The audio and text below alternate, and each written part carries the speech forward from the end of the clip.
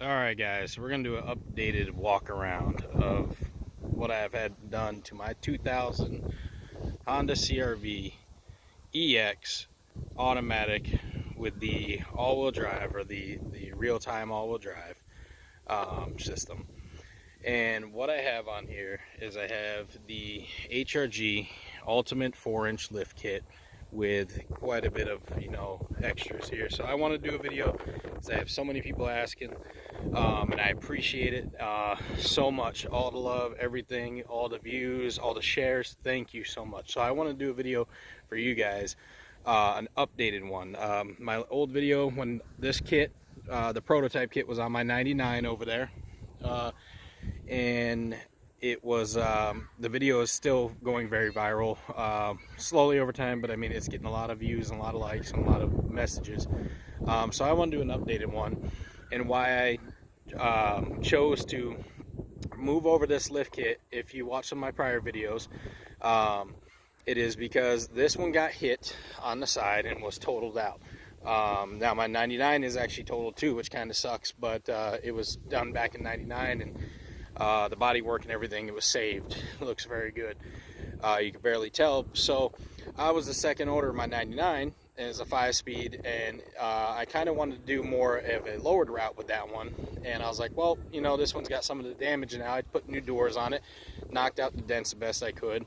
I could probably take it to a body shop, and I even may just get a quote and see, because that's all that's left.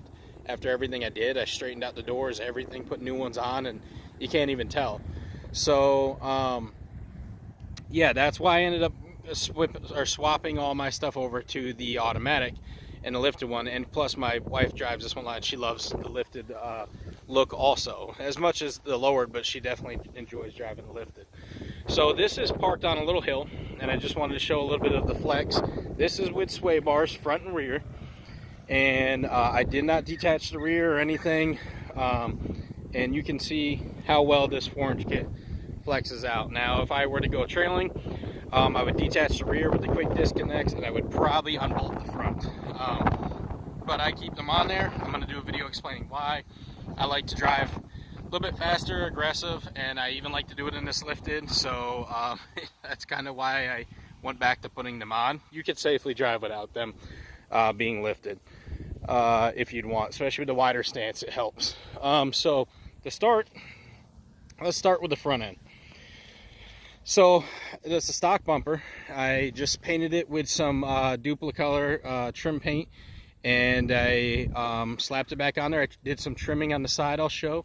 What we have on the front is the Black Horse bull bar. Yes, that company, if you can't see behind the HR, but it says Black Horse. They have a cutout. They do make the bull bar specifically for the first gen RD1. Comes with the brackets, everything you need. What I bolted down below it is the HRG Skid Plate. This thing is solid as hell. You are not going to need pretty much anything. Now, I dropped it down with spacers because I have the 1.5 inch subframe drop. So, if you have that, let them know. You're going to need some spacers to drop it down to make it comfortable. I lowered it a little bit lower in the rear. I could go up higher, but I want to be able to get to my oil pan and get to draining and everything without having to take this thing off and on, off and on. I got a little plate that I put down, and I can drain the oil. Bear with me here. I did pull this motor out just a couple months ago. Brand new seals, brand new water pump, brand new timing belt, the whole works. I did everything. Brand new oil pump, new crank pulley. I did brand new motor mounts, torque mounts, refilled the AC, checked everything on it. Power steering hose is all brand new, but the one hose I did not change is starting to slowly leak, and that's what you see kind of coming down here. It's actually power steering fluid. In fact, I have to, after this video, refill it a little bit and go get a new hose. So figures. The one thing I didn't do, but I did a new alternator on there, and bear with me, you'll see some of the splatter from the I was lazy. I should have taped everything up with the Rhino lining, but it's for off-road and you're gonna have fun, so I'm really not worried about it. And if I really wanted to get it off, I could. You can get some alcohol and different things, and there's a number of things you can do. I put brand new brakes on it, power stop brakes, TRQ struts and springs, and what I'm gonna say about this is I swear I don't have my old man Emu springs at the moment because I sent them out to Ben for him to do something special with them. So I didn't have them to measure up at the time right against my TRQ struts. But I swear these TRQ struts, they are longer than my DNA ones I had in OEM springs. They're stiffer, but at the same time, man, they're amazing ride. They also flex very, very well. I don't know how to explain it. I am extremely happy with them. So instead of going what I believe with the Ultimate 4-inch kit, I believe it's a 2-inch or 2.5-inch, I'd have to look again, spacer, I went with a 1.5 on the front because these springs more than make up for it. I was really surprised at how high the vehicle set with springs. And it's kind of illusion here for you guys. If you look, you know, you got to remember I have the Fender Flares on. It drops, and I didn't trim any fender at all. I didn't even need to. In fact, my next set of tires are probably going to be 31s, and then we'll see where I go. I think I'll be able to still fit them okay. But right now, these are the 235, 75, 15 Centennial mud tires, Dirt Commanders, on the Pro Comp Ollies, flat black, and I had to run 25mm spacers, hub-centric spacers on there. To get the look I wanted and to fit the way I wanted. They're not going to fit against your brake caliper if you don't have some sort of spacer. You don't need that big, but so I can't say enough, man. I've had these Centennials on there for almost 3 years now, and they're just starting to wear down in the back. And I have done a lot of driving between when they were on my 99 and here. And man, they're a great mud tire. I will be buying probably the 31s for sure. Here I did the Aerogenics ball joint spacer. As you can see, my ball joint's not at a ridiculous angle right now, which is really nice. I did Moog rear lower ball joints. I did new wheel bearings in this thing. I did a new Detroit axle rack and pinion. I can't remember the name of the tie rod ends I did, but I did new of those. I will be doing Siberian bushings. The Energy suspension has some too, but just the way Siberian bushings have the setup on the website, it's just nice the way they have everything. It's just easy. I'm going to order it to them. I'm going to be doing new bushings down in the what you want to call it here, the strut mount. Sorry, where the bottom strut bolt goes through.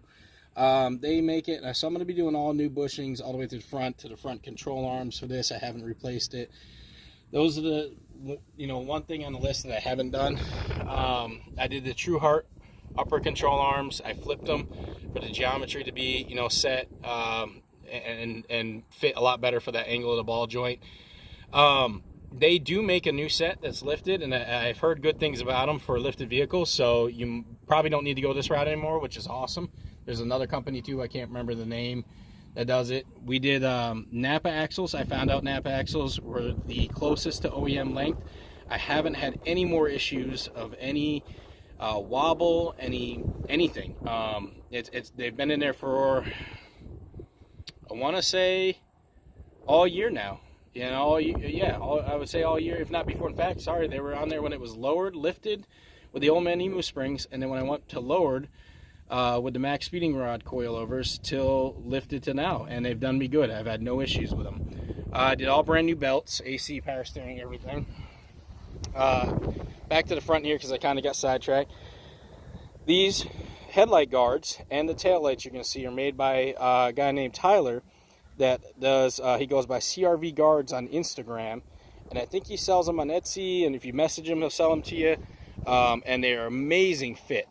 They fit perfect. Very snug, but very well. Depot black housing headlights. Happier than hell with those. If anybody knows, Depot headlights are affordable and very good quality. What else did I do here? Let's see. We did the Fender Flares. These are 840mm Fender Flares, universal ones from eBay. I just, you know, got them right off of eBay. And we'll go in here, show you kind of how the suspension's flexed out right here. Look how solid everything looks. I don't feel like I'm breaking or bending anything anymore. I did white line performance sway bar front links. Those are adjustable, so I can adjust them up and down if need be for the length of the lift, which was really nice. It does still limit your flex a little bit. You can see the 1.5 inch subframe drop right there. Like I said, bear with my spray. Just kind of rushed it. It was cold that day. You see the 1320 performance test pipe. Brand new drive shaft. I also replaced the drive shaft in here from JDM Speed, I think is who I ordered from, and it's been on there for over a year, doing great. This snorkel, I did a video on it too. If you want to look, it's from a early 90s to mid 90s Toyota Land Cruiser. To save time, I'm not going to go all through that. There's a whole video devoted to that. This is a video devoted towards my light bar. These were Chevy brackets. I can't remember the exact year. Like I said, there's a video. They're Chevy, they're GS brand brackets, GS Performance or something like that. And I just grabbed that curved light bar off of, I think it's a 42-inch curved light bar off of eBay. Roof rack is from VMS, or not VMS, sorry, DNA. Universal one off of eBay. Grabbed it. I wanted a longer one. It's all they had in stock at the time, and I was just like, screw it, I'll go with it for now. So I just painted the trim, painted the side skirts, put all new clips from Honda on the side skirts, and I trimmed them. I got to trim that one a little bit more in the rear because I had to place that. The first one flew off before I put new clips on. You can see the flex right back here, how well it does. Still drums. I did all brand new drums. I will probably be doing a disc brake swap eventually. I went with the white line performance sway bar, or not sway bar, sorry, white line performance trailing arm bushings. I had the True Heart. They've done very well on my other one, but when I was running no sway bar with turning, I noticed they were really flexing out. In fact, one popped out a little on that side, and I had added them on with the sway bar for years with no issues. And as soon as I took it off, it started to really eat away at the material and stress the material. And I noticed, I can show it in a separate video, I still have them. I noticed, I was like, all right, I want to go back with sway bars. I want to go with new bushings and ones that are a little bit more adjustable. So they go through this bar, and very easy, man. White Line Performance did this awesome. And if you guys can go with a trailer iron bushing, I suggest them. You pop this thing in with soap and water. Clean it, soap and water. You don't have to worry about the metal crap of the metal sleeve. And you just put the rod through, and bam, off on the way, and it adjusts really nice. They're the 3-inch trailer arm brackets, or trailer arm spacers from HRG. They come with a kit. Here's the camber. The camber arm extender, so that comes with a kit. I did True Heart rear camber kit. It is 2.5-inch spacers in the rear from HRG with the kit. TRQ springs. I have them compressed a little bit here because I wanted a nice tight rear end for if I'm carrying anything, if I'm actually towing a little bit or anything like that. Here's the aerogenics. Let me go to a better view. So there's the aerogenics lower control arms. Highly recommend them. I like True Heart, but True Heart is a little bit longer and much better for lowered. It definitely fits the lowered application much better. These are the same length as the OEM arms, and they have the quick disconnects for the rear sway bar, and the OBX exhaust, as you can see, is hung nice, done really well. I haven't had any issues, but I love the sound with the unequal length header. Let me see, I just have stock rear sway bar for now, and it'll stay that way. You can see the differential 1.5-inch spacer right up there. This kit is not too hard to do, guys. If you have a lot of rust, that may be a little bit more tricky. It's got the Kurt trailing hitch that was on it when I got it. I bought this off eBay. It's a little step, a little bit easier to get to the roof. I like it. What else did I do? Here's the, let's say, the rear taillight guards from CRV guards on OEM taillights. They look good. I just tinted the windows all the way around. Rear spare tire, same size as the front, or the rest of the four, sorry. I was able to still fit the rear mud flaps. I do have the front now. I just picked them up. Front are going on. I am going to make them fit. I like the look of the OEM mud flaps. You can see everything flexed out right here. I'm not going to show you on this side. Same thing. Basically that you see. So yeah, it did get hit. If you notice, it has a black black mirror and a white mirror on the side, black handles on this side and white on the side. It was all white when it got hit. You know, I couldn't find them matching, so they're just going to stay that way till I end up getting it all matching. Sure, one will pop up in the junkyard sometime down the road. Nothing really special here. It's just that charcoal grayish black interior. I do have the seat, my blue one, that has the little pouch underneath it and the rails for it, so I'm going to swap that seat out because this one didn't come with it. Yeah, I've replaced the window switch, you know, I replaced the mirror switch, things like that kind of wore out. This thing does have 200 and almost 60,000 miles. Original transmission still. Nothing special on the, you know, I just got a steering wheel cover on here. I did go with CRV guards, cup holders. I love this. I got the white one in mine and the black one in here now.